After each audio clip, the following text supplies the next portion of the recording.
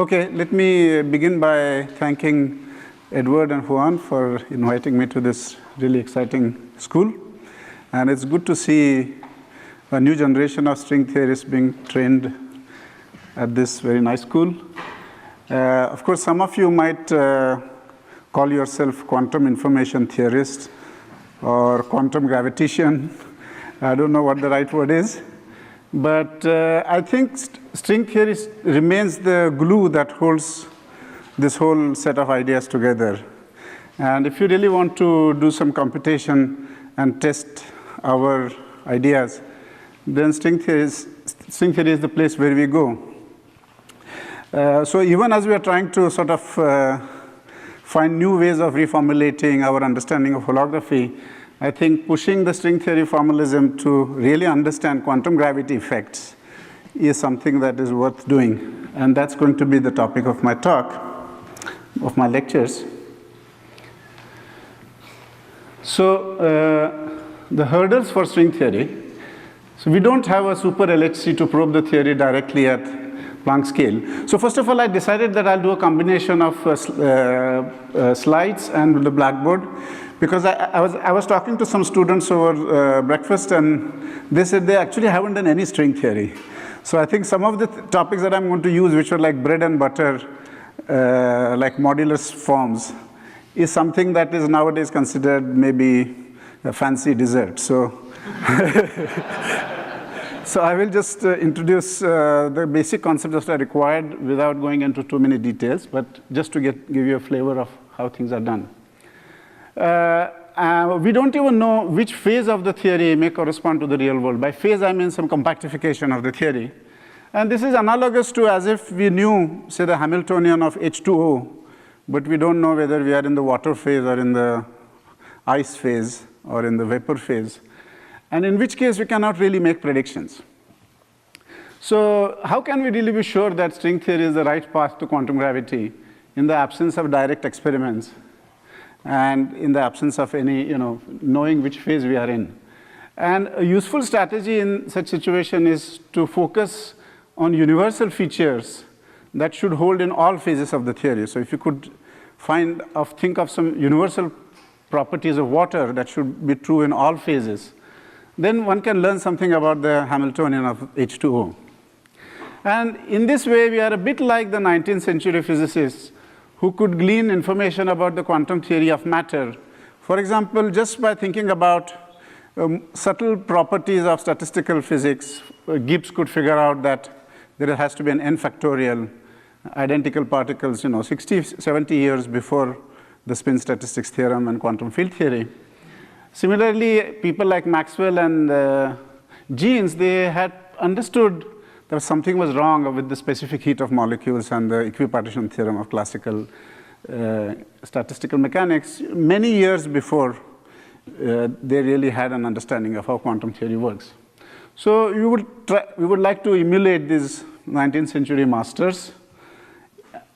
And one of the most important clues for anybody interested in quantum gravity, as we have heard in many talks last week, is the entropy of a black hole. And whenever in physics, and of course, as various lecturers explained in the previous week, this comes with all the fundamental constants of nature, h bar c and the Newton's constant.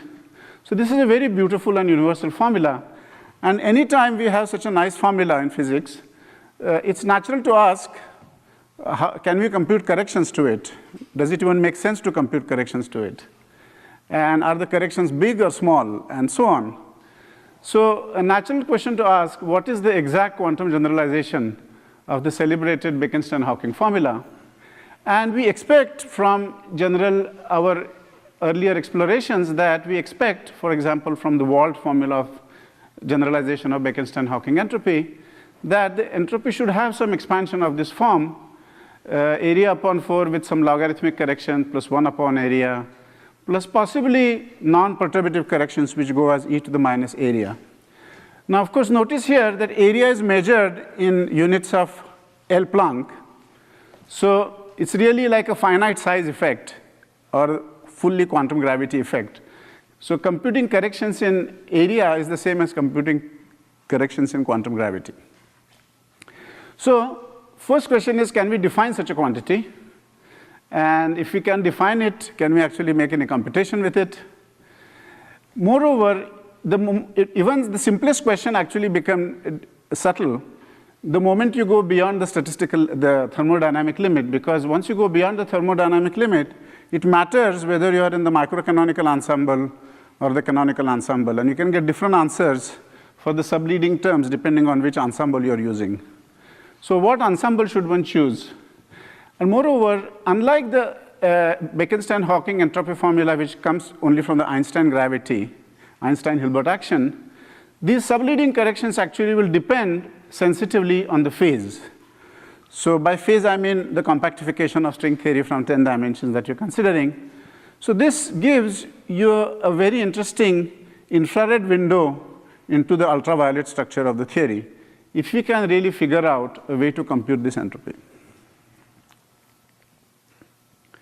So just to summarize, this is the topic of my lectures, exact quantum entropy. And the principle that we want to, which is kind of universal, is that any black hole in any phase of the theory should be interpretable as an ensemble of quantum states, including all finite size quantum gravity corrections. And this is a universal and extremely stringent constraint. And moreover, as we will see, these finite size corrections connect to a broader problem in holography that we have all been talking about holography. So I will connect the computation of quantum entropy to the problem in holography. And also in holography, this question is very important. What are the finite n corrections to holography? I mean, in fact, one could even ask, does holography really hold at finite n? Because, or if it holds, are the holographic relations get modified? In the very least, you would expect that the derivation of holography that we've seen is sort of looking at classical gravitational, classical geometry. And there could be corrections of the holography, maybe it doesn't hold. And most of the work, very impressive work that has gone on in holography in the past couple of decades is really explores holography at infinite n. So it's more that you use classical string theory or classical gravity to learn about non-trivial aspects of strongly coupled quantum field theories. But if your motivation, I mean, after all, string theory, one of the primary motivations for string theory was to combine quantum mechanics with general relativity, we must face up to this problem and figure out ways to compute finite n corrections in holography. So this is a kind of a broad question that one can ask, that does holography really hold at finite n?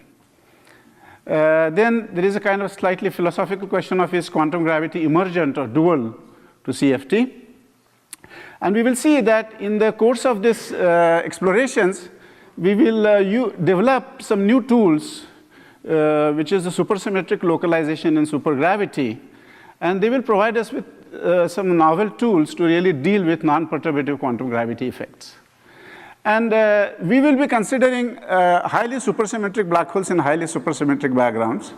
But as I have explained here, this is a requirement on string theory that no matter which phase of the theory you are in, this condition must hold.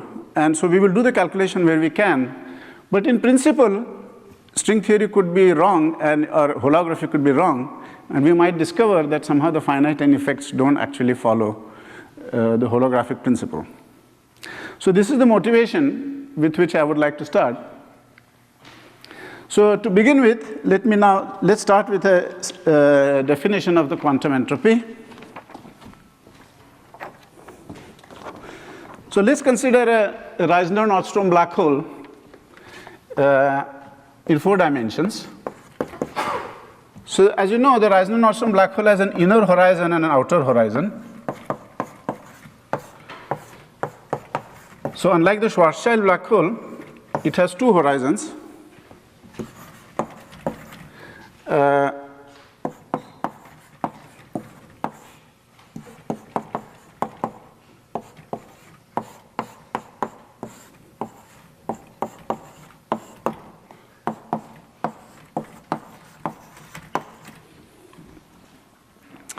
And rho plus minus are related to the mass and the charge of the black hole in some way.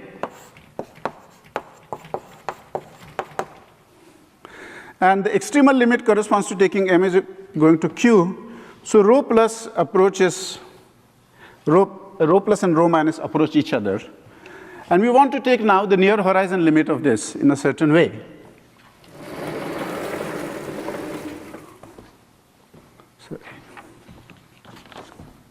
So what we're going to do is that we're going to take the near horizon limit in a specific way, in that, as we saw in the previous lectures, to define the entropy of a black hole, the entire physics of the black hole entropy really comes from the bifurcate horizon. If you remember, if you approach the black hole horizon, Schwarzschild black hole horizon, you have a near Rindler space-time there. And the Hawking radiation is basically quantum fluctuations which are sort of going around the bifurcate horizon. So the Rindler observer, for the Rindler observer, this quantum fluctuation lives forever, and that is the source of quantum Hawking evaporation process. And so we want to sort of keep this bifurcate horizon in our sight as we take the near horizon limit. So the ADS, as you know, is a throat. ADS2 becomes like a long throat. But we want to sort of go down the throat, keeping the bifurcate horizon in our sight. That is the goal.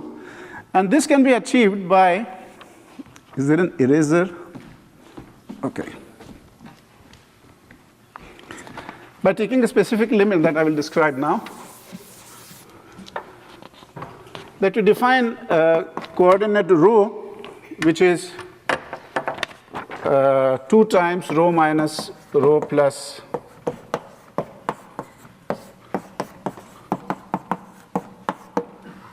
and we define t to be rho plus minus rho minus tau divided by 2 rho plus square. And then you take the limit rho plus going to rho minus. And you take the limit of near, also take the near horizon limit. So in this limit, you get ADS2, which is the metric that I have written here. And you can see that there is a bifurcate horizon because r is equal to plus minus 1 are the two horizons. And this is nothing but and this is a Euclidean continuation. In the Lorentzian picture, there is a minus sign here. So you get a Euclidean Poincaré disk. So that is our ADS2. And then there is an S2.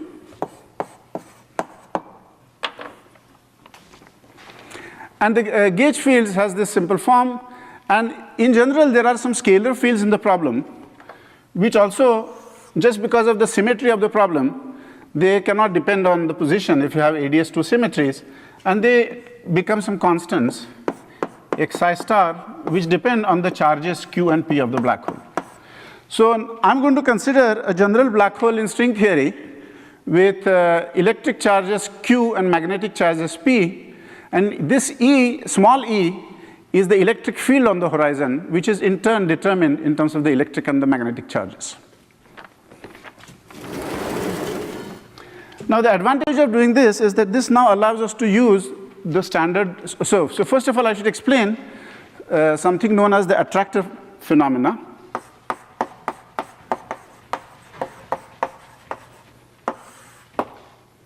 And the attractor phenomena is actually important for these considerations because if you have a black hole somewhere in the middle,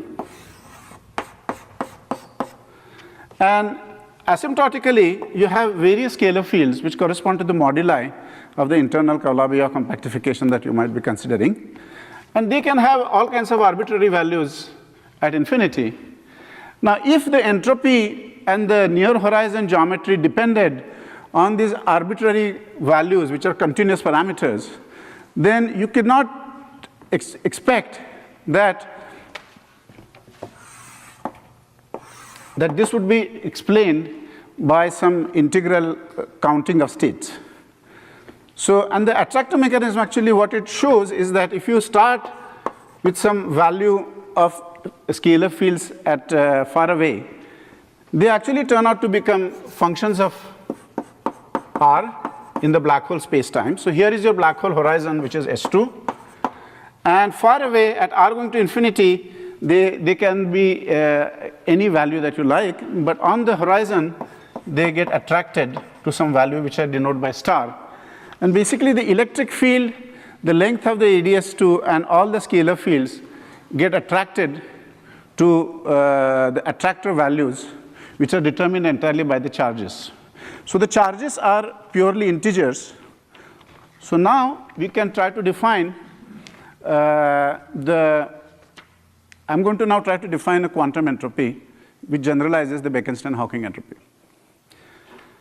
So in the classical theory, the near horizon values are completely determined by this attractor mechanism. In the quantum theory, we will hold these values fixed only at the boundary, and we will allow for all possible quantum fluctuations, because after all, the metric is dynamical. Various scalar fields in this geometry are dynamical. So we will impose boundary conditions on them consistent with ADS holography, and then allow them to fluctuate any which way they like. And this is how we will try to define the quantum entropy for black hole. So therefore, the problem of defining the entropy of a black hole has led us essentially to ADS to CFT1 holography. Now, what is the meaning of CFT1 here? So first of all, the bulk ADS2, as I told you, is a Poincare disk. So we can put a cutoff at r is equal to r0, because as you know, the ADS volume diverges. So to regularize this problem, you put a cutoff at r is equal to r0. And the boundary CFT, in this case, turns out to be just a finite dimensional Hilbert space, whose dimension equals the degeneracy of the black hole. So this black hole of charge Q and P is some quantum state in the Hilbert space of string theory, or it's an ensemble of quantum states. So it's some Hilbert subspace in the full Hilbert space of string theory, and the dimension of that Hilbert space, which is finite, is we denote by dqp. And the Hamiltonian of this theory is 0. It's a conformal theory. And therefore, this is actually a peculiarity of ADS2. So we can try to define the ADS2, quantum entropy in the ADS2. But in the CFT, we can just define the partition function as trace of this 0 Hamiltonian, and therefore it is just gives you the dimension of the Hilbert space. So like in the ADS-CFT dictionary, we want to now define the ADS and CFT, and we want to compare the two. So to define the partition function in the bulk, we need to do the usual holographic renormalization, but keeping in mind some peculiarities of ADS2 that are actually quite important. So for the gauge field action, we need a boundary term just to make the variational problem well defined, because when you vary, say, the Maxwell action, you'll pick up some boundary term. And that is equivalent to introducing a Wilson line in your path integral. And then the divergences from the infinite volume of ADS2, they can all be removed by boundary counter terms of the form which are basically proportional to the radius of this 2 pi r0 of this boundary circle.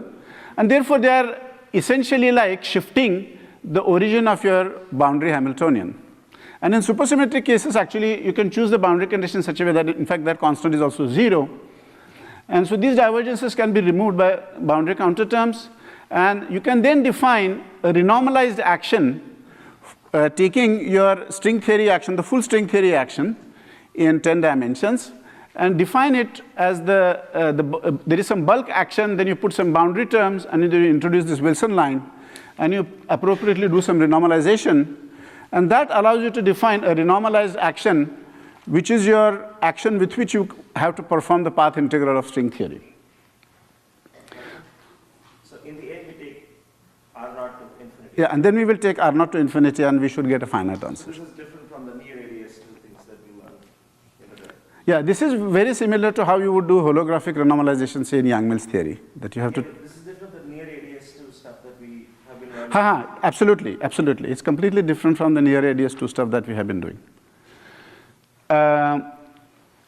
So this was a definition given by Sen, that exponential of quantum entropy, according to him, would be given by this renormalized expectation value or a path integral of string field theory in this ADS2 cross S2 background. Can you clarify why you need the Wilson line? Basically from, you have f with star f, and you want you want to allow free variations of A. So you vary this, you'll pick up a boundary term. And when you, so there is a boundary. So you pick the boundary term in such a way that you cancel the variation boundary term. Star f of infinity, because he wants to fix the total charge, so the variation. Yeah, so the star f is actually the, star f is the electric field on the horizon, which in turn is fixed in terms of the charges. So it's because you're fixing star f and not A. Yes. Now, a nice thing about this is that it's fairly easy to see, but I will not have time to go through it. But you can show that this reduces to the Bekenstein-Hawking-Wald entropy for large Q and P. So basically, in the large Q and P, you can approximate this path integral by its saddle point evaluation. And in the saddle point evaluation, you get the Bekenstein-Hawking-Wald formula. Now, remember that Wald's generalization of Bekenstein-Hawking formula is already a very nice generalization, which incorporates all possible. So instead of taking Einstein-Hilbert action, what the Wald formula gives you is that you could have an arbitrary action with arbitrary local terms, and so on, r to the 4, and so on, functions of some scalars. And Wald gives you a completely general formula for any such local Lagrangian. But what we require actually, sorry, I by mistake pressed this. This is this. But what Wald's formula does not include are non-local terms, because we also have massless fields in the theory, and we have to do path integral over the massless fields. And for many important properties like duality invariance, is absolutely essential to incorporate these non-local effects. And therefore, this is the correct generalization that one should work with. Now you inserted a second Wilson line. There was one Wilson line in the action. And No, that's all. Sorry. No, this is that one. I'm showing it here. You would write this as a path integral. So what I have written there should be thought of as d phi e to the s renormalized, where that s renormalized incorporates the Wilson line. Any other questions? Could you please elaborate why these large values of Q and P will give you the classical result? And what's the intuition behind that? Well, the intuition behind it is very similar to the, if you are familiar with the Gibbons-Hawking derivation of Euclidean path integral derivation of black hole entropy. Are you familiar with it? No, so basically you can think of the, for example, for a Schwarzschild black hole, Gibbons and Hawking gave a derivation of the black hole entropy by doing a Euclidean path integral over metrics of the Euclidean path integral. And then you write this as e to the minus beta f. And then if your action is R, Einstein-Hilbert action, actually you need to add a very important boundary term, which is the Gibbons-Hawking term. And the Gibbons-Hawking term, so basically this, what it computes is sort of the Euler character of, so as you know, the Euclidean black hole is a disk.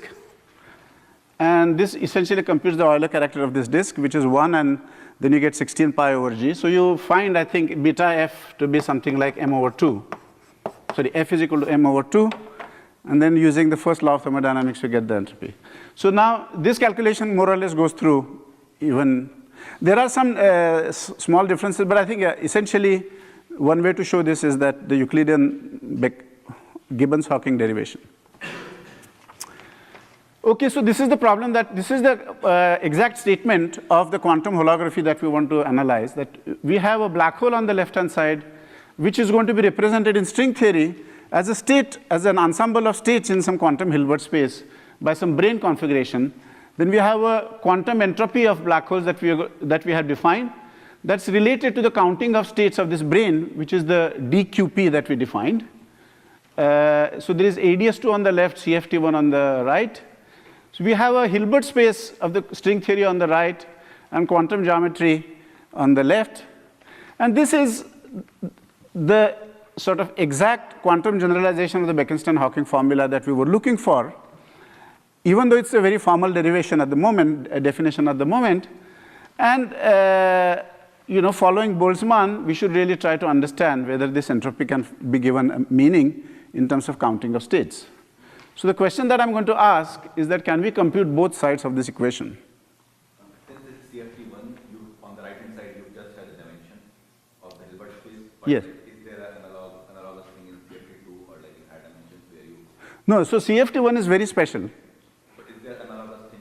Is there analogous... Yeah, no, so the analogous thing in quantum holography is that, for example, if you take ADS5 CFT4, left-hand side would be the ZADS, the full quantum generalization of ZADS, and the right-hand side would be the ZCFT, the full ZCFT as a function of both lambda and n, and then various correlation functions that you can think of.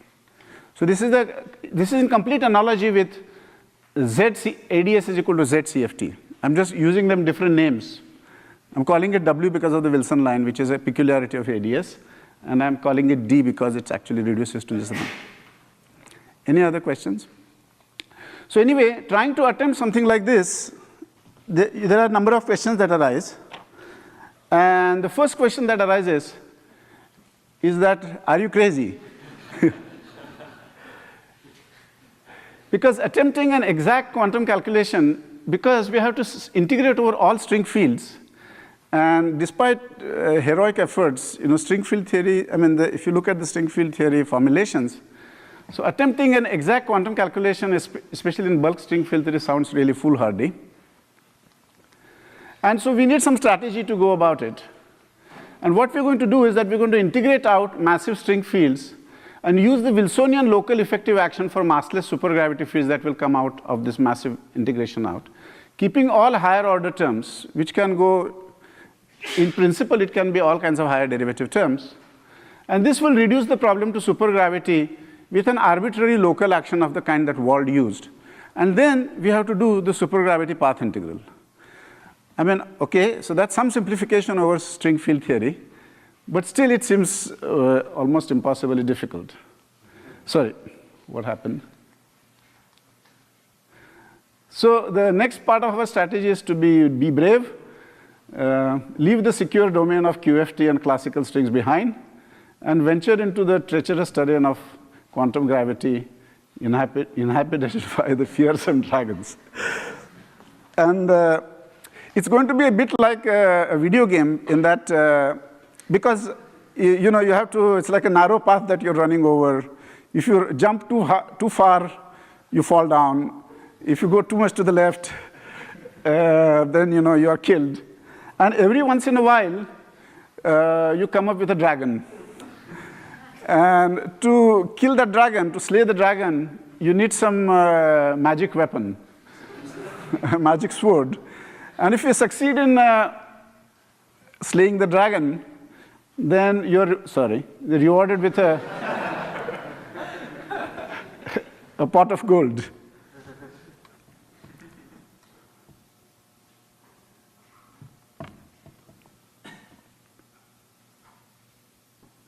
Sorry?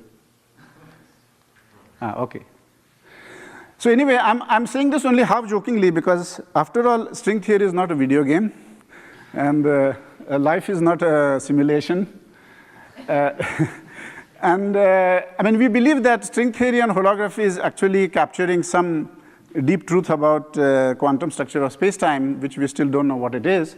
But if you want to really learn about it, we have to confront some of these dragons and figure out ways to calculate non-perturbative quantum gravity corrections.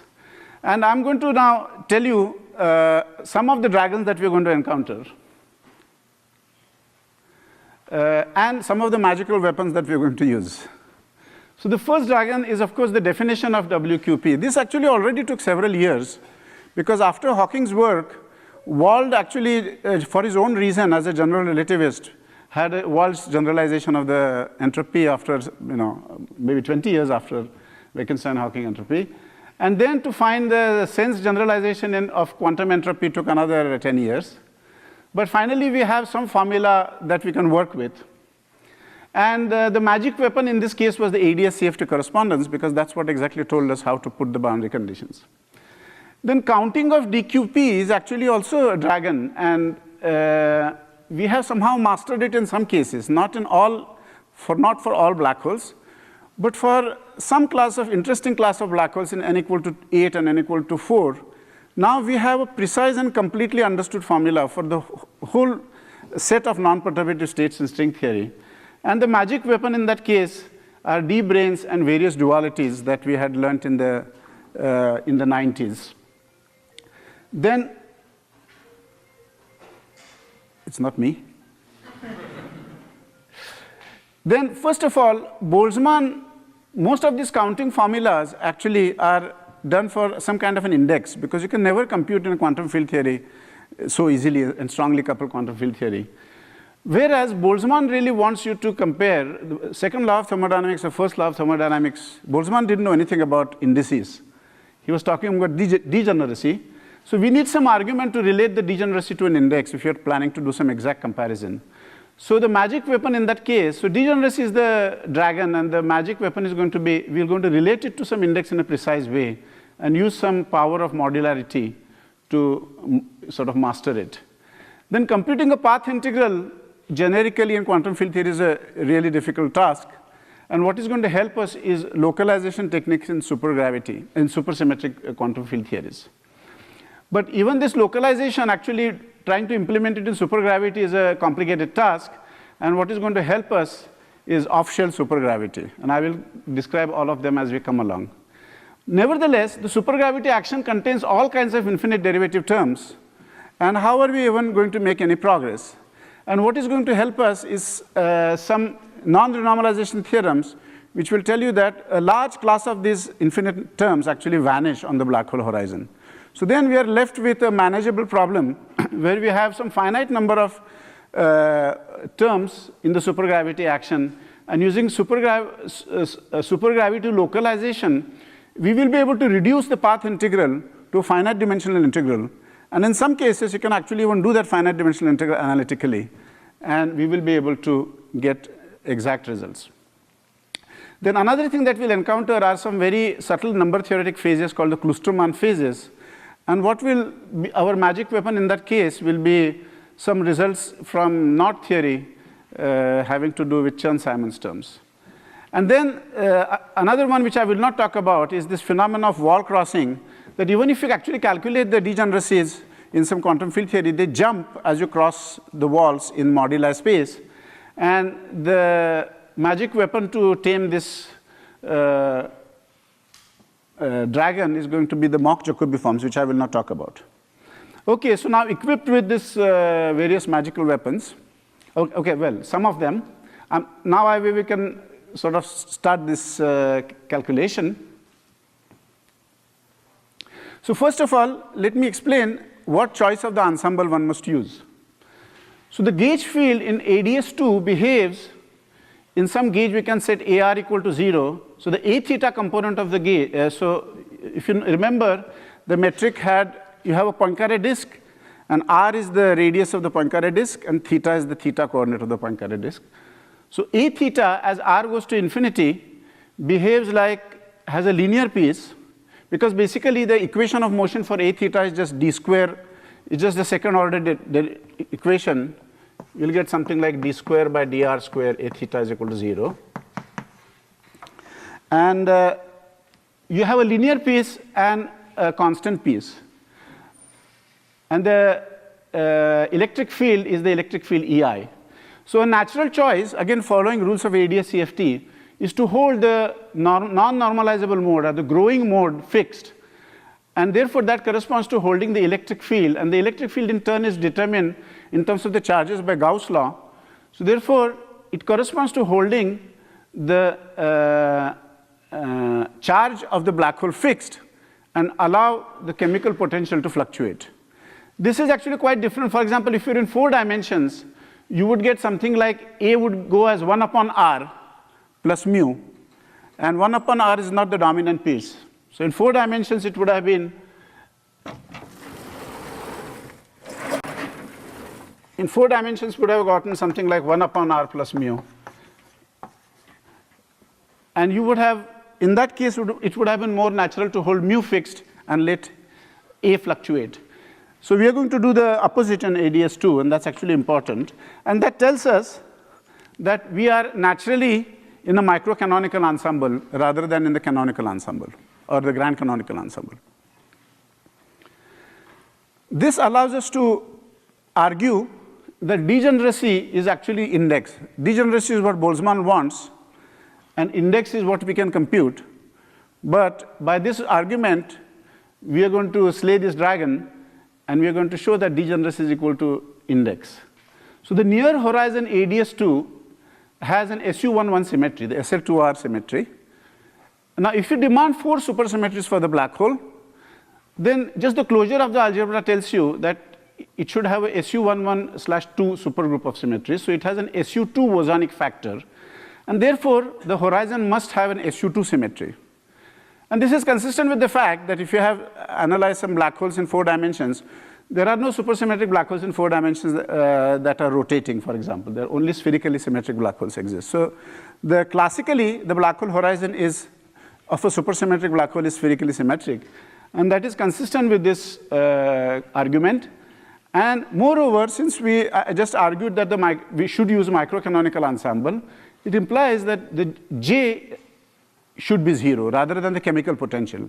See, just because a classical horizon is spherically symmetric does not tell you that you are in the 0 spin sector, because it could be you are in the 0 chemical potential sector, in which case you have to sum over all possible J's.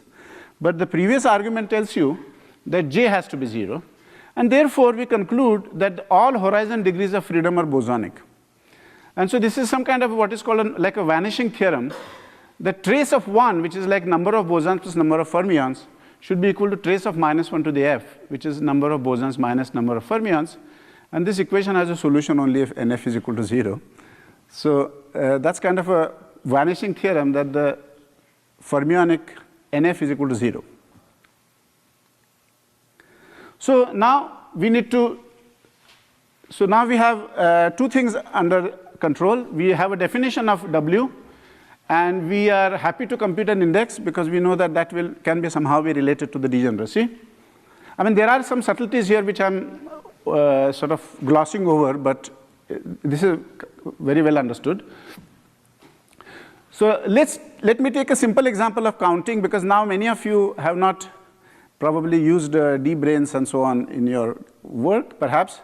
So let's take the simplest example of a black hole counting problem. And this will introduce us to all the concepts that are required for the comparison that we will do later in this talk.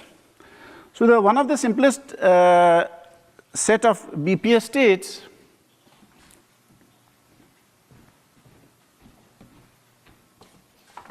in superstring theory is just the fundamental string itself.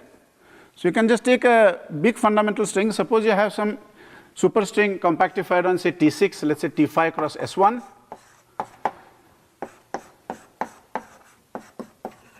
Then you can consider a string that is wrapping some number of times on this circle, carrying some momentum along that circle, and that's going to appear in the remaining R1, 3 directions as a point-like state. So at weak coupling, you can just calculate the degeneracies of states with a given charge and given mass, BPS states, by just doing a calculation in perturbative string theory. And in perturbative string theory, as you know, for example, if you take the heterotic string, okay, many of you probably have not heard of the heterotic string. Okay, there is something called the heterotic string, which has a left-moving bosonic string and a right-moving fermionic string. So if you excite only the left-moving oscillations along the string and keep the right movers in the ground state, then you expect that the supersymmetry will be unbroken. So you will get some number of BPS states. But the Virasoro constraints will tell you that you have to excite some number of oscillations which has to be proportional to n times W if you are carrying n units of momentum and W units of winding along the string. So this becomes a simple problem of calculating the partition function of the transverse oscillations of a string. And this is kind of a typical way the black hole degeneracies are calculated, that you reduce the problem to some string and you calculate the number of transverse oscillations. And this is the basis was also for the calculation of Strominger and Waffa, and also the next example that I will describe. So we have reduced this problem of counting to counting the number of oscillations of the left moving string, and that partition function is given here. That is just the 24 bosons of the left moving fundamental string. And if you write q is equal to e to the 2 pi I tau and expand this, then the degeneracies of these states is simply given by the Fourier coefficients of this object, which is the partition function of 24 left moving bosons. So it's a very simple object, simple looking object that you do in your first course in string theory. It's a simple partition function to calculate. And if you expand it, you'll get some 1 plus 24 and so on. And these are the numbers that we are interested in. These are the degeneracies. Now notice that in this case, actually the heterotic string can have many charges. It can have a whole lattice of charges. But the degeneracies actually depends only on a duality invariant, which is a single integer.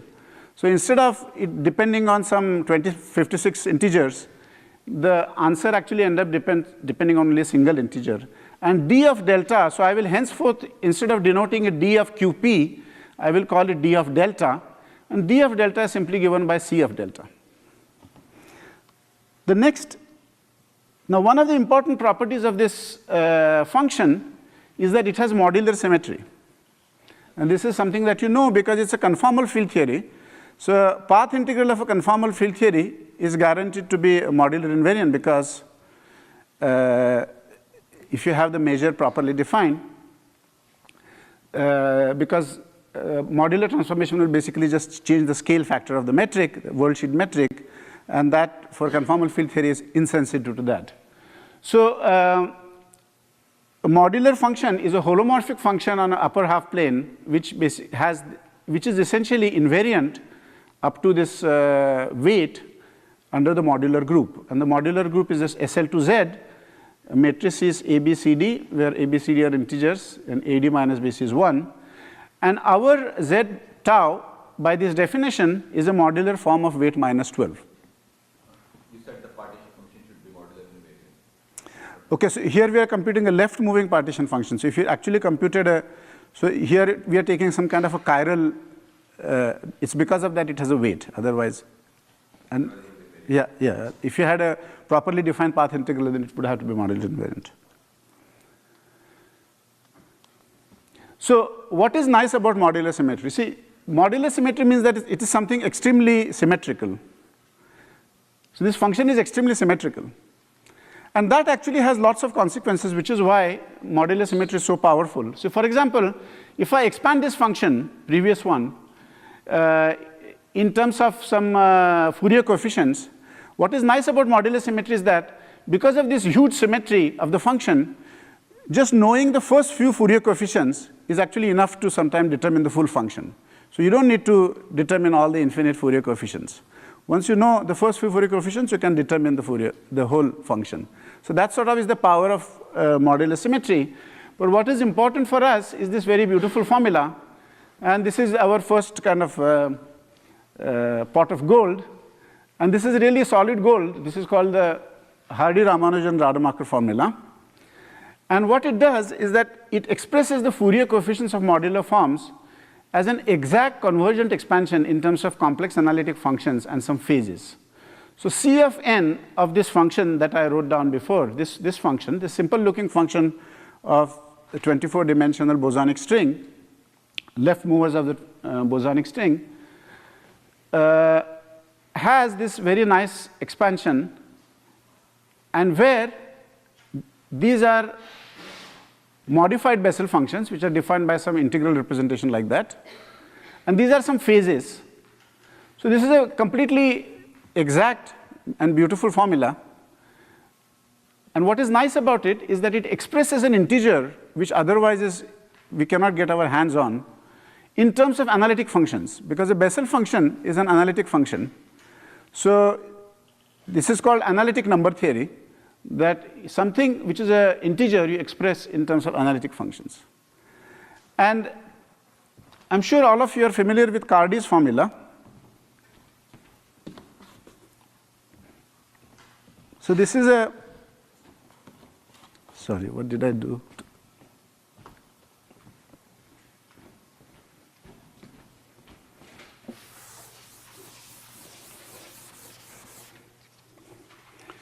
So this Bessel function in this case was 4 pi, okay, some z, has an exponential growth e to the z. So the first term in the this formula, in this, okay, in our case z is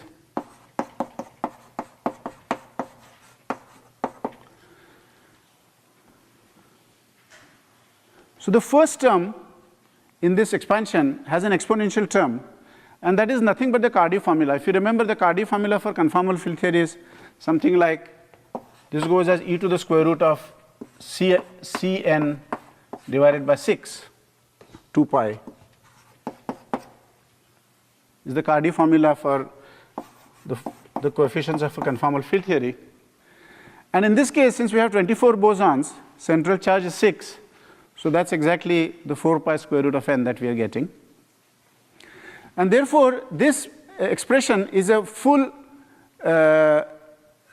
exact generalization of the Cardy formula. And as you know, Cardy formula was basically what was used by Strominger and Waffa to compare with the entropy of a black hole. So this was to be related to the area upon 4 of the black hole.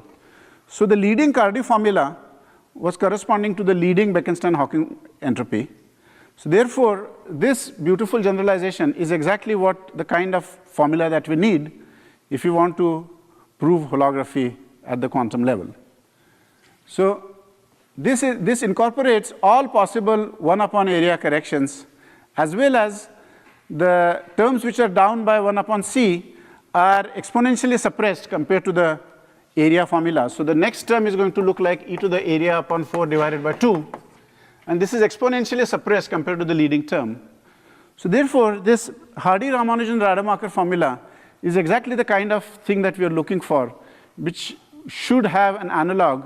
This is kind of the microscopic version of the quantum entropy formula that we are looking for, which should have an exact generalization of the Bekenstein-Hawking formula. So let me now go to the next, and these phases, as it turned out, they are actually quite subtle and important number theoretic phases, and there is some deep number theory associated with them. For example, in this simplest example, the Kloosterman sum is a very simple thing like this. It's for a given C, it's some finite sum, where dA is equal to 1 mod C, and you just sum over D. And this formula is valid for all Nm and C, and it satisfies some non-trivial Selberg identities, which will be important later for duality invariance. So in any case, you don't need to, I don't want to sort of dwell on it too much. I just want you to take the message that the degeneracy dQp that we are looking for has an exact expansion in terms of analytic functions, and therefore that's ideally suited for trying to reproduce it from a path integral, because path integral is naturally a complex analytic object, and if we cannot just land on an integer by doing a path integral unless we have some ways of proceeding. And Hardy-Ramanujan formula is what gives us the access to that problem. Just go to the slide. What are m and n here? These are something to do Some integers, n and m. So in this case, actually, n and m can be related to n and w, for example, depending on the context. It has something to do with the 9. The charges of the black hole. No, nothing to do with, yeah, you could relate them to, they are related to this integers of the black hole, the integral charges of the black hole.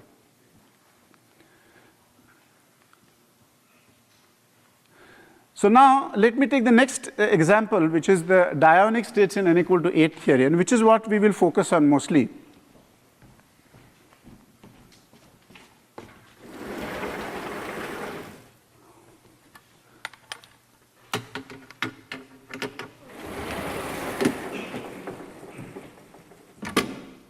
Oh, I don't know how to do this. Okay, I cannot show that previous blackboard.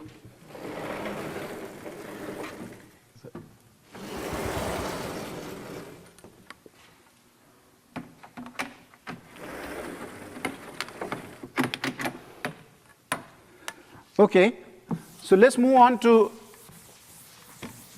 this. I took just as a warm-up example because this is a simple system to discuss, and it's also the Hardy-Ramanujan formula is simple in this case. But there is a slightly more complicated generalization having to do with Dionic, which counts the Dionic states in n equal to 8 theories compactified on T6. So these are dions with charge vector q and p, and their duality invariant, sorry, this is wrong. The duality invariant in that case is p square q square minus p dot q whole square. So now you have both electric and magnetic charges. Each of them is a vector in some lattice, and you have p square q square minus p dot q square is what is going to give you the delta. And one way to realize these states in type, so we are considering type 2A string theory compactified on T6. So one way to realize them, I will write this as T4 cross S1 tilde, is that we consider some number of d5 branes, let's say one d5 brane, and some number of d1 branes. So there is a d5 brane wrapping the T4 with one direction which is free, and there is another q1 d1 branes wrapping that same cycle. So in T4, it's going to look like, if you have q1 d1 branes, some number of points dotting that T4, and therefore the string that is wrapping on this S1 will be very similar to the string that we encountered. It's not a fundamental string, but it's a string whose target space is going to be some symmetric product of T4. Is this clear? I'm sure many of you have already seen this.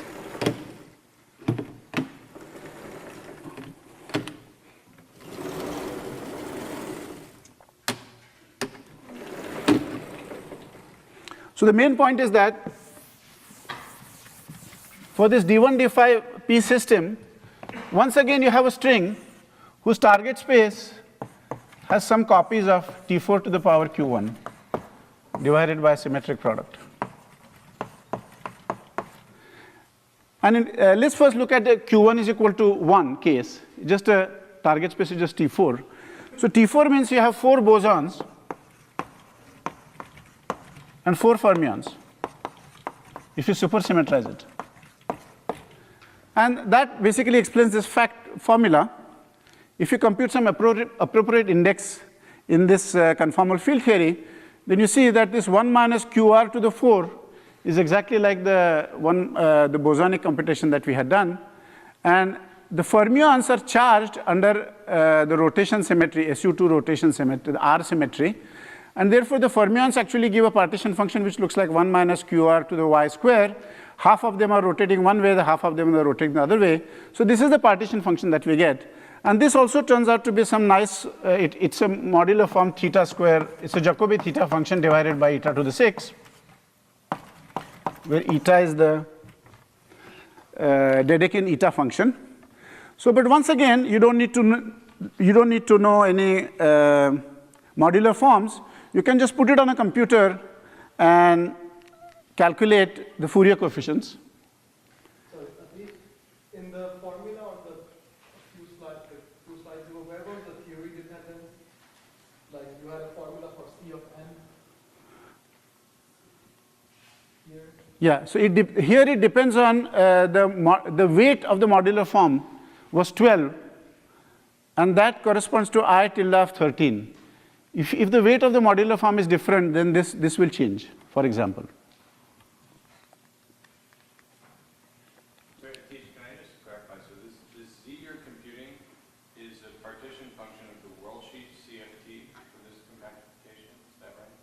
No, that z of tau is not the world sheet. No, it's not.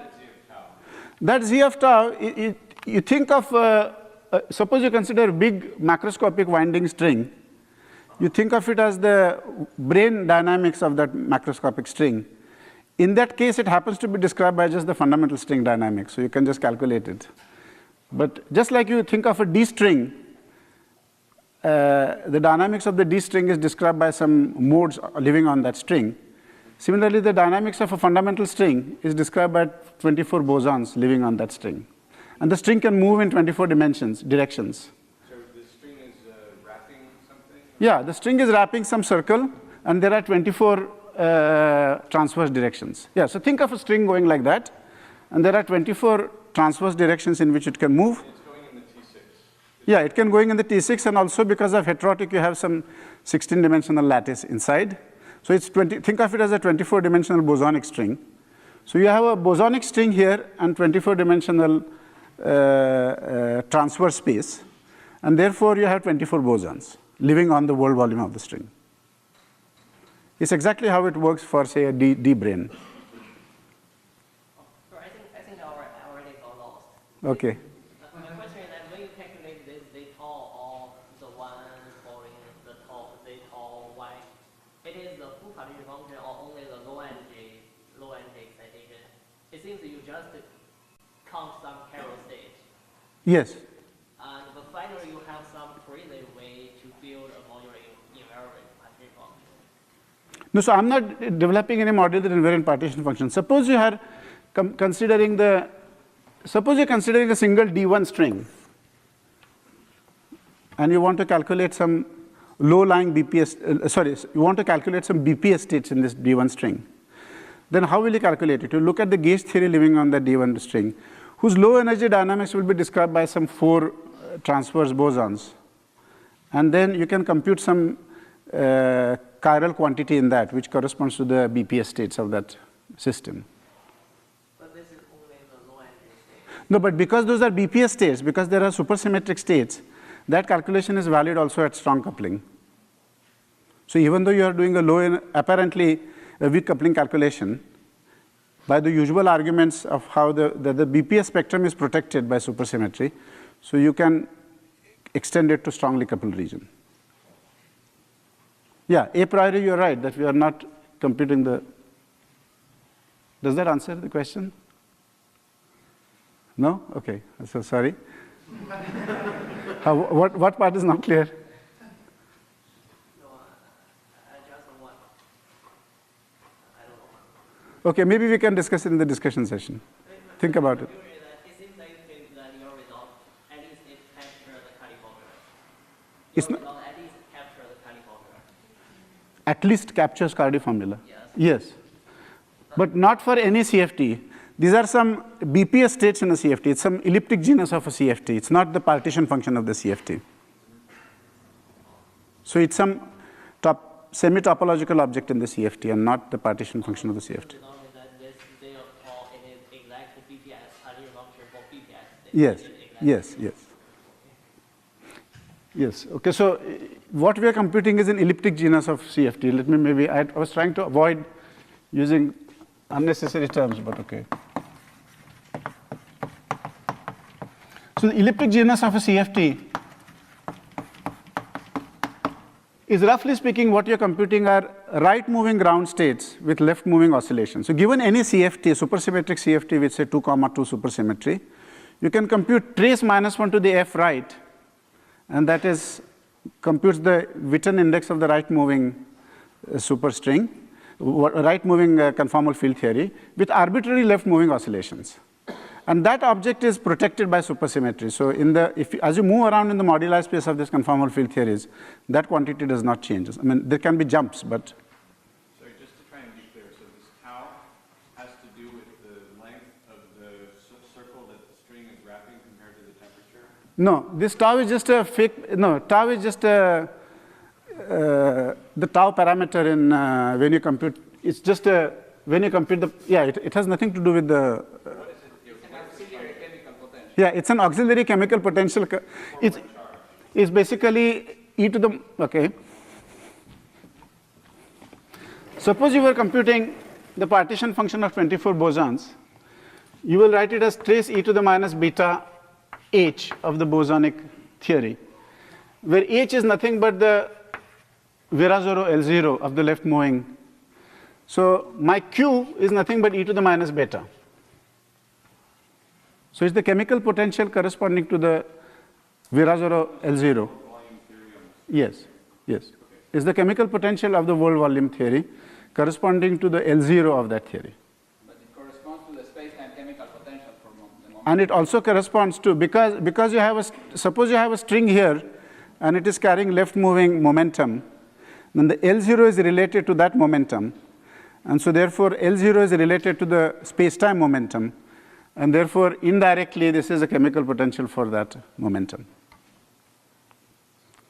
Any other questions? Somehow, are you assuming that Q1 is large, else the symmetric product description is not good enough, right? Because the strings could be interacting. The strings that are wrapping this S1, they can... No, so in the fundamental string, you just have a single wrapping string. I'm not considering any symmetric product. Winding, right? A single winding, a string which is wound singly, a singly wound string. So what is this Q1? Q1 I thought is the number of fundamental strings. What is Q1? In this picture, this T4 in the symmetric... No, here, okay. In the symmetric product, okay. First of all, here, is it clear? What is it? I'm talking about this capital Q. Okay, let's come to that.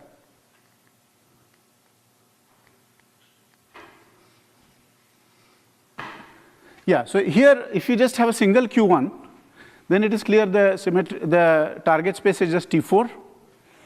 And then you can just perform in that CFT. So let me be specific. In the case of Q1 is equal to 1, you have some 2, 2 or actually 4, 4 conformal field theory, whose target space is T4, which has 4 bosons and 4 fermions. And you have to compute some index which is like traced. You have to insert some 0 modes of the left mover, of the right mover, J right to square, Q to the L0, Q to the L0 bar, minus 1 to the F, right. That's the quantity that you compute. That's the partition function that I've written down there. That's for a single Q0. So let's first understand that. That can be expanded, and it turns out that these Fourier coefficients actually depend only on this particular combination 4n minus L square. Now, when you take the symmetric product, you're right that you have to take the symmetric product orbifold. But it turns out that in this particular case, the symmetric product Fourier coefficients can be expressed in terms of the single string Fourier coefficients. Sorry, I need this.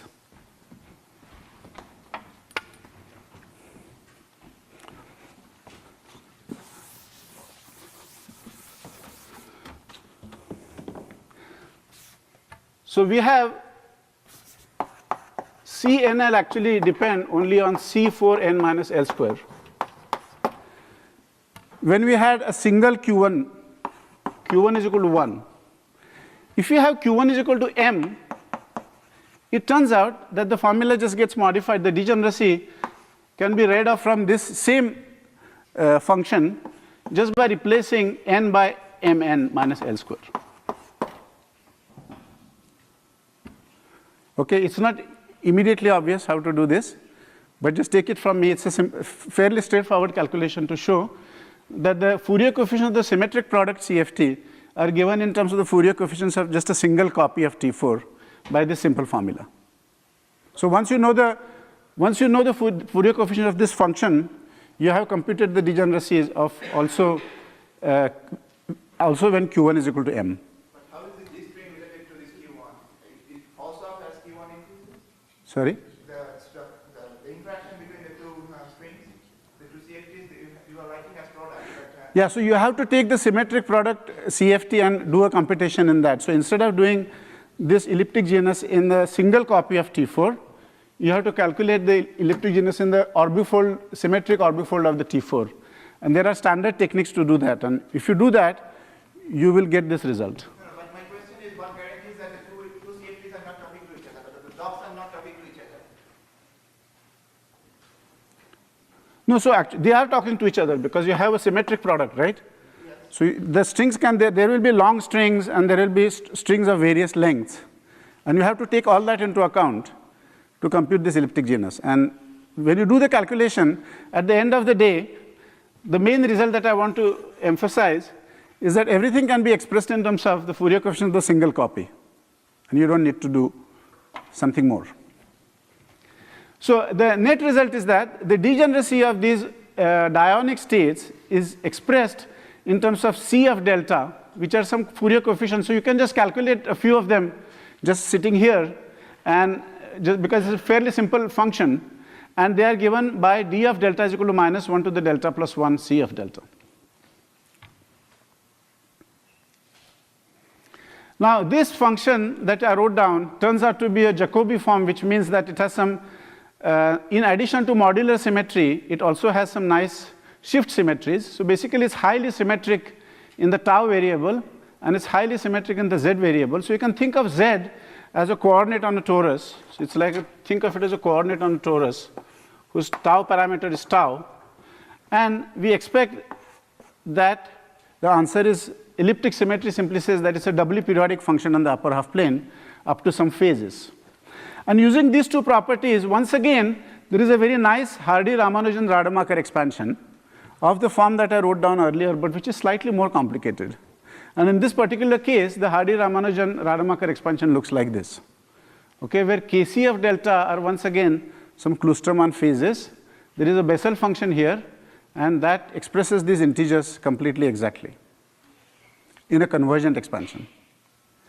And similar exact degeneracies are known for Dionic states in n equal to 4 in terms of Fourier coefficients of Siegel modular forms. So there is a whole story for various other models which has been worked out through work over several years, and I will not go into that. So I will focus only on this particular example just to convey the main ideas. So this is the left-hand side of our story. So I think I will take a small pause. So before I take the pause, I just want to say that in this particular case, the Kloosterman phases turn out to be much more intricate. And they have, so this is one of our dragons, that it takes really a horrible looking expression, which looks almost impossible that the supergravity can reproduce. So these are intricate number theoretic phases, which are highly subleading in the large area expansion, but they are essential for integrality. And if you really believe in quantum holography, it requires that the bulk should be able to reproduce that all these non-perturbative phases. And as I will explain tomorrow, we will actually find that it does. So at least we have posed the problem, and we have posed the left-hand side of the problem. So the problem was to have explained holography.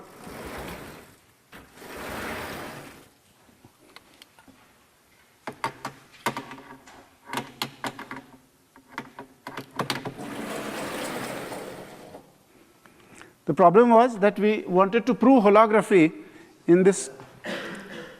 Sorry?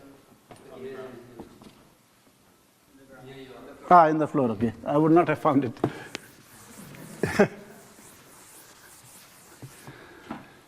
So as we saw, our problem was to compute, henceforth I will just talk W of delta is equal to D of delta. And what we have succeeded in doing is we have done this part of the story. And moreover, that integer has some very nice expansion in terms of this Hardy-Ramanujan expansion, which is well suited for comparing it with W of delta.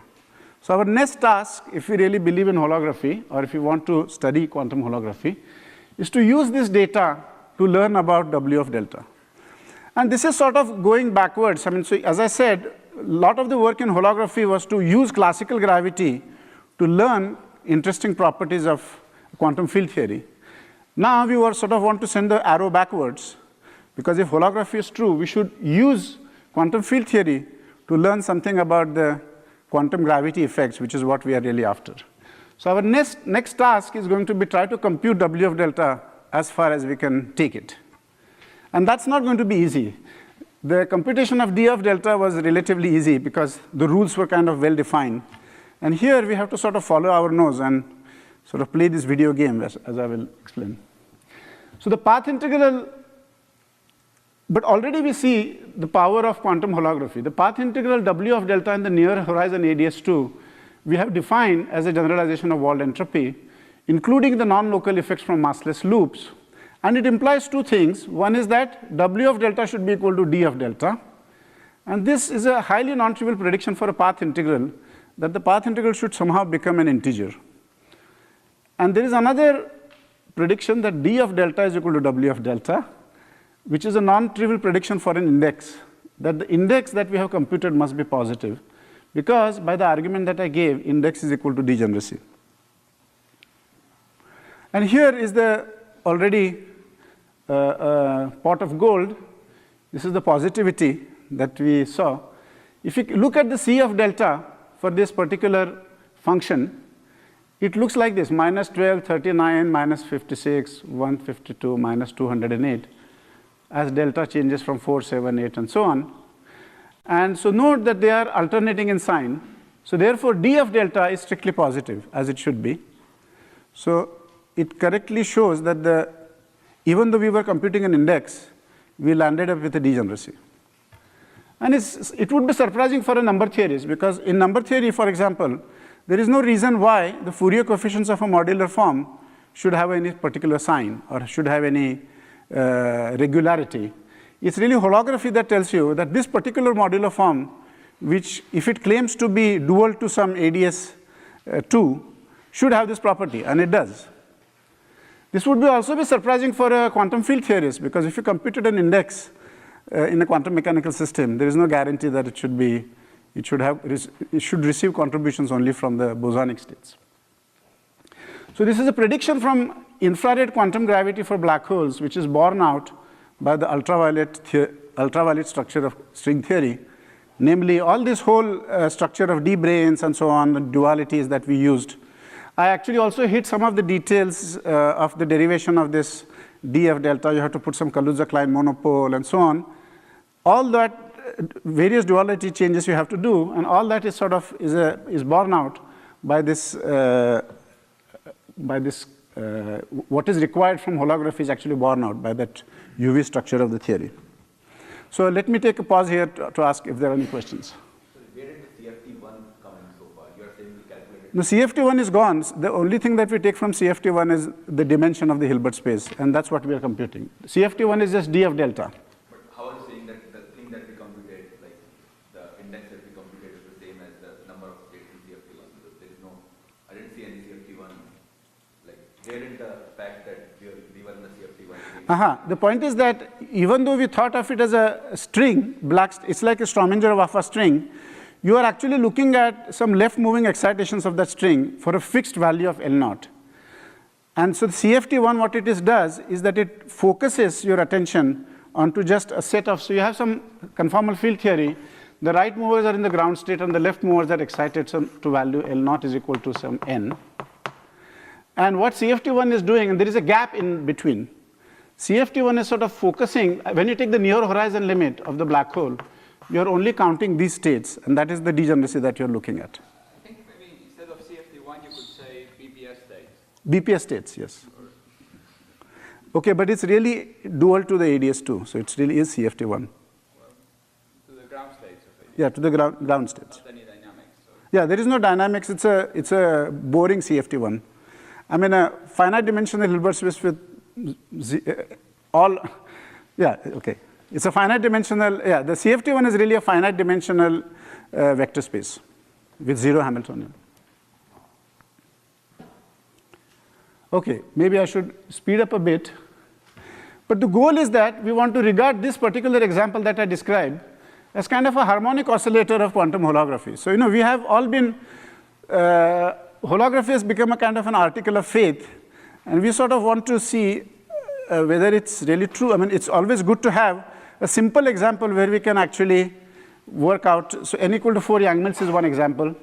Can we now compute all the corrections? It's like a harmonic oscillator of quantum holography. And the goal would be to compute W of delta for this harmonic oscillator to all orders. And the C equal to Bessel function, as I've told you, has this expansion. The leading term is exponential of Z with some logarithm plus 1 upon Z. And so as you can see, the leading Bessel function already sums all perturbative corrections to the entropy. And C greater than 1 Bessel functions in that Hardy-Ramanujan expansion are all the non-perturbative corrections to the black hole entropy.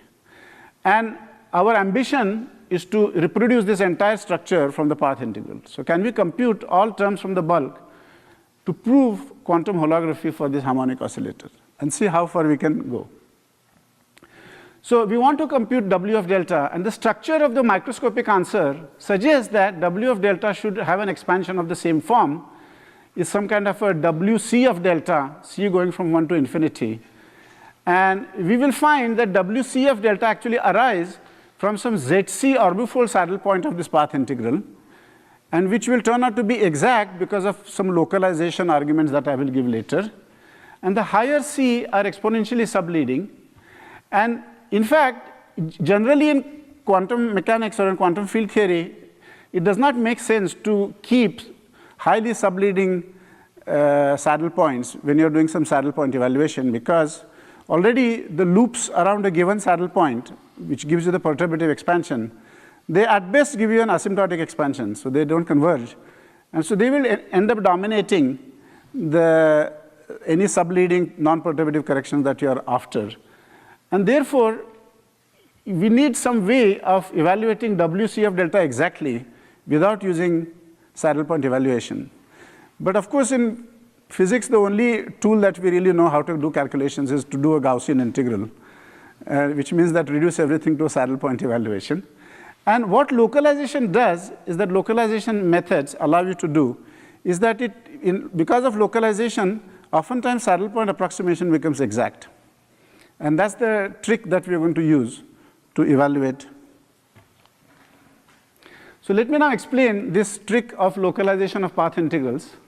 So it goes back to some mathematical results of Dustermaat, Heckman, but it was really brought into quantum field theory in the work of Witten, and there have been a lot of very nice developments over the past decades. You might have heard about various instanton partition functions, Wilson loop computations in quantum field theory, which would have been impossible to imagine without these techniques, because these are highly non-perturbative effects in quantum field theory, which would have been inaccessible without these tools of localization. But using localization, we have now learned a great deal about the structure of QFT. And you can apply this technique to any path integral of the form d mu times e to the s renormalized of the kind that we are looking for, where the measure is supersymmetric and the action is also supersymmetric. And the heuristic idea is actually very simple.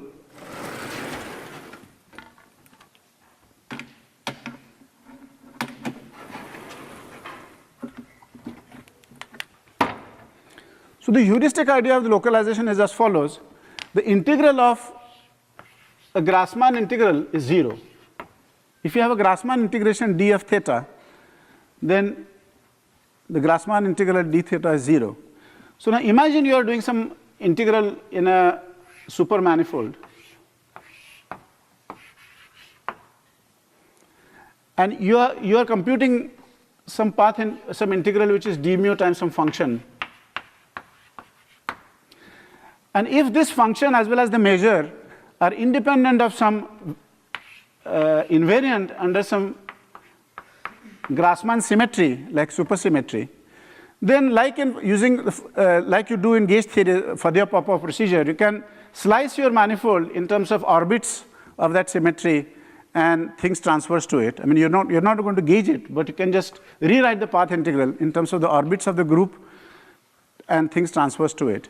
And then on the orbit, the volume of the supergroup is 0, because on each orbit, you're just doing a Grassmann integral. Except at a point, if the symmetry doesn't act freely, then there could be points where the symmetry doesn't act freely.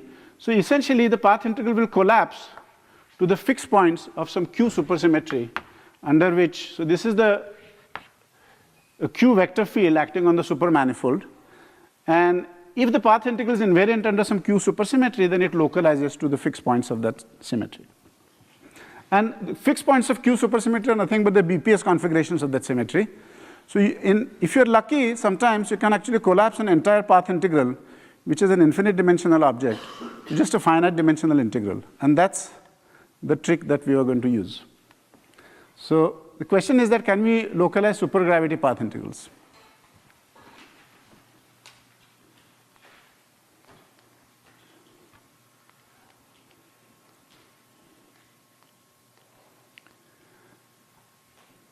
Okay, maybe I will describe localization in view of the time. Let me think.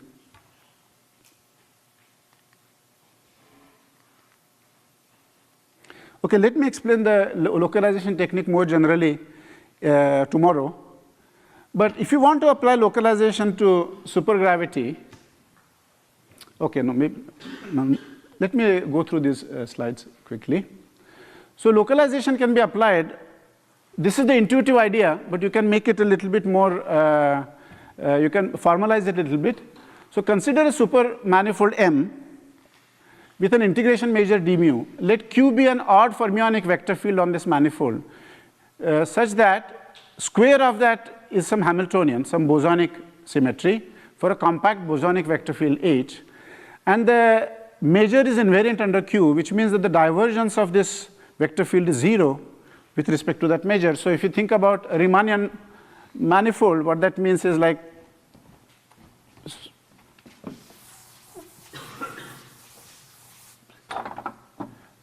for example, on S2, you have d theta, d phi, sine theta. And the measure is defined by sine theta. But if you take a vector field like del by del phi, then the divergence of this is 0. Because it is del by del phi sine theta, which is 0.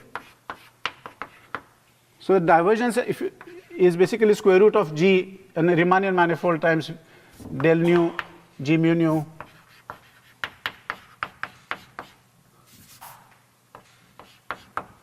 So the divergence of a vector field is this. So if the metric, the measure is invariant under the symmetry that you are that you're looking at, then that's the same as saying that the measure is invariant under that Q.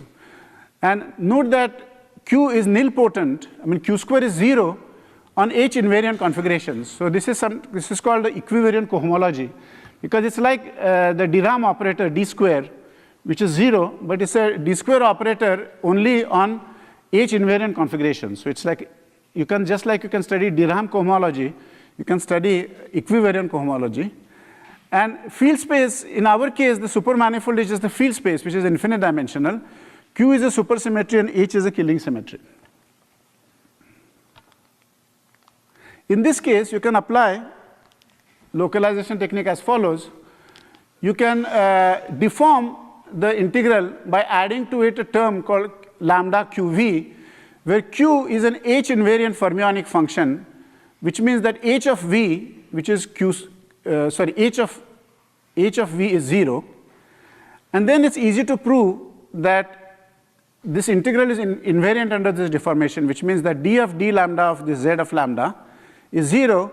And that's easy to see because when you take a derivative, you'll bring down qv from the derivative. But since the measure is invariant, you'll be left with, you can sort of do integration by parts and show that this is equal to 0. So is this argument clear, or should I elaborate on this more?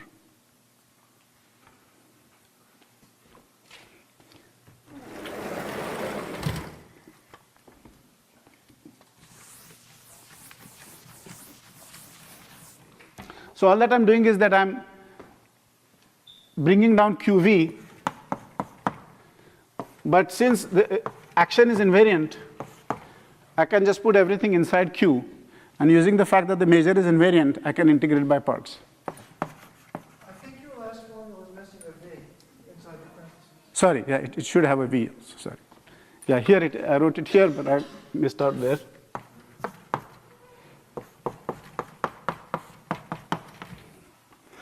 So therefore, this is the trick that we wanted to make the saddle point exact, that now we can regard lambda as 1 upon h bar and just think of this new action S renormalized minus lambda qv as our actual action and just perform the semi-classical approximation as one normally does. And what that would require you to do is to find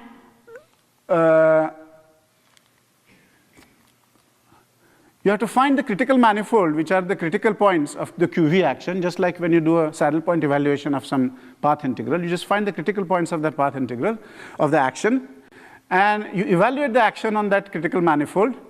You compute the one loop contribution given by the determinants, and then because of this, because of the deformation invariance, the original z that we were interested in, which was at lambda equal to 0, is equal to z at evaluated at infinity, and therefore the saddle point evaluation becomes exact, and we can write the original integral as d mu times s e to the s renormalized times some determinant, all depending on this critical manifold.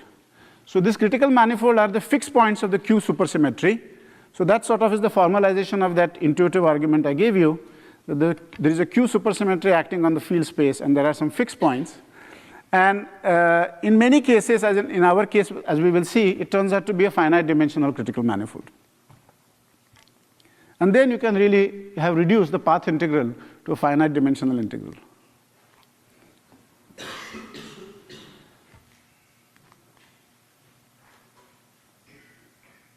So this is an enormous simplification because you have reduced a path integral to an ordinary integral. So this is going to be the magic sword that we're going to use to actually evaluate our path integral.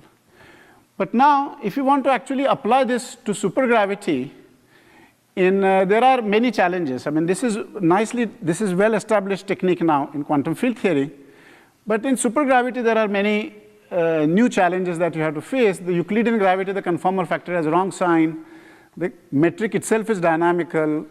What does it mean to have a background with a symmetry? All symmetries in supergravity theory are gauge symmetries, so how are we even going to get started with localization? And I will come to these questions tomorrow. I mean, moreover, unlike in quantum field theory, the action has higher derivative terms, so it's non-renormalizable. So it still seems, even though localization is a powerful technique, we are hopelessly far from our pot of gold. So this I'm going to describe tomorrow. But the strategy that we will follow is that we will use background field BRST quantization, which means that we split the field into a background field and a quantum field. So we split, for example, the metric into the background metric and a quantum metric. And the gauge parameters that don't vanish at infinity will generate the killing symmetries. So those are the ones that we will use for doing localization. And we will use off-shell superconformal supergravity and various non-renormalization theorems such that our entire action is determined in terms of the some single prepotential, which is a complex function. And that will enable us to apply the localization techniques to this supergravity problem. So in the last 2 minutes, maybe I can just tell you, how much time do I have? Is it finished almost? 2 minutes. 2 minutes, okay. So in the last 2 minutes, maybe I will just tell a joke because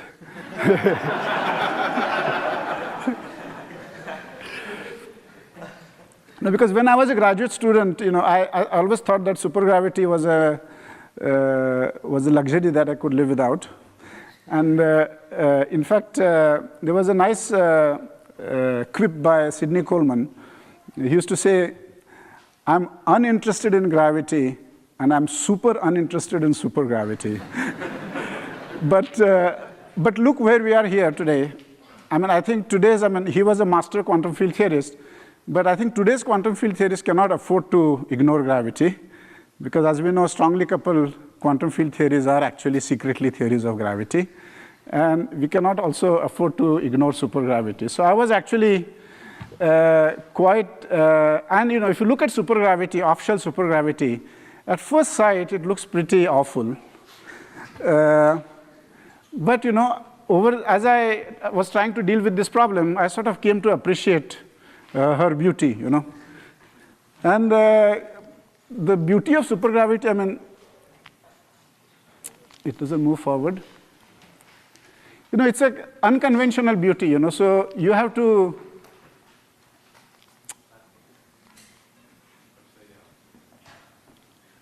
Sorry, the battery is down.